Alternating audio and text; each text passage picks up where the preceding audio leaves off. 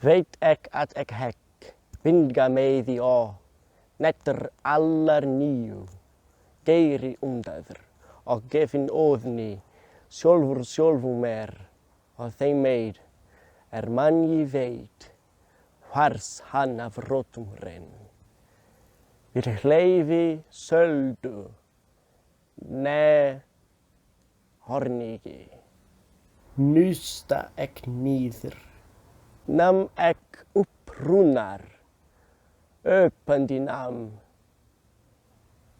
fel ek after þaðan. Assim disse Odin, e assim começa o tema do nosso vídeo de hoje, runas.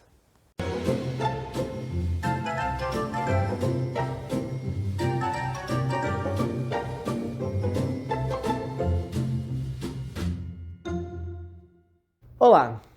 Bem-vindos ao Alomorph. Devo dizer que entre os meus objetos de estudo favoritos estão a cultura e a língua nórdica, assim como o islandês moderno. E cá estou para falar sobre.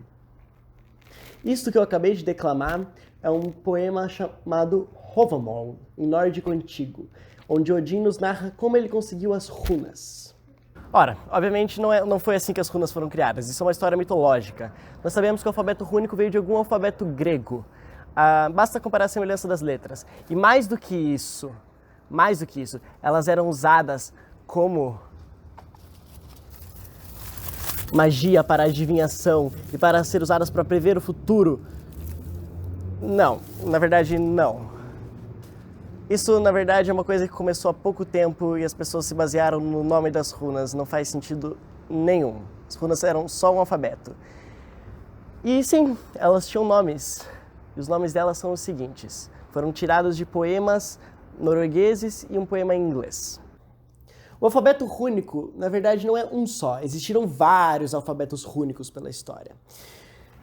Quando nós falamos de runas, nós falamos de dois principais. O alfabeto rúnico antigo e o alfabeto rúnico recente com os traços longos. O alfabeto antigo era usado pelos povos germânicos há muito tempo. Era usado para escrever proto-germânico e proto-nórdico. O proto-germânico é a língua que deu origem ao inglês, ao alemão, ao sueco, ao islandês, etc. Todas as línguas germânicas. A primeira runa é a runa Ferru.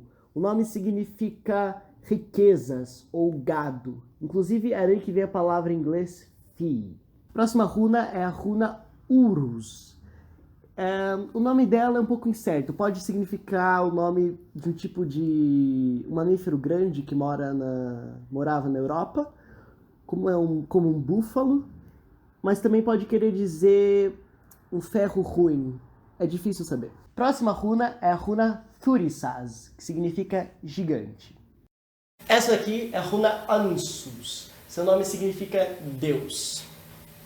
Essa aqui é a runa Raidol, que significa cavalgada ou montar.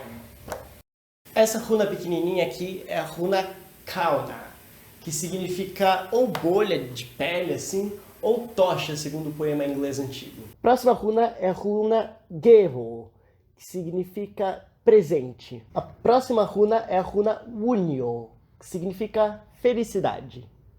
A próxima runa, aqui são duas versões diferentes dela, se chama Hagalas, que significa granizo. Essa aqui é a runa Nauvis. O nome significa necessidade. É daí que vem a palavra em inglês need.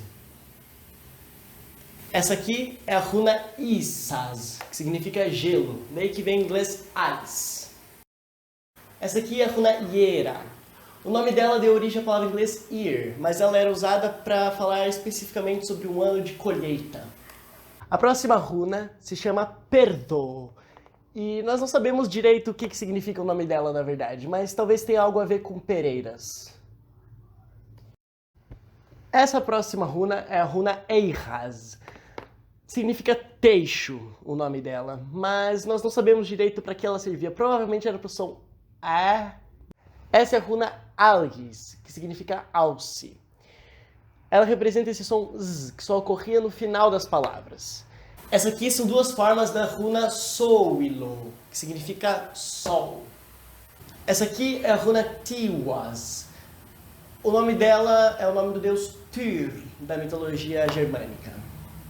Essa daqui é a runa Berkana. O nome dela significa bétula, aquela espécie de árvore. Essa é a runa Ehwaz. Inclusive, ela é cognata do latim equus e do grego hippos, ou seja, significa cavalo. Essa aqui é a runa Manas, que significa homem. É daí que vem em inglês man, em alemão man, islandês mother, etc. Essa aqui é a runa Larus, que significa lago. Daí que vem em inglês lake. Essa é a runa Ingwas. O nome dela é o nome anterior do deus nórdico Frey. Essa daqui é a runa Dagas, que significa dia. Inclusive é daí que vem a palavra day, do inglês. Essa é a runa Othala. Ela significa propriedade herdada. As runas eram escritas normalmente da esquerda para a direita, mas isso variava muito. Todo o alfabeto variava muito.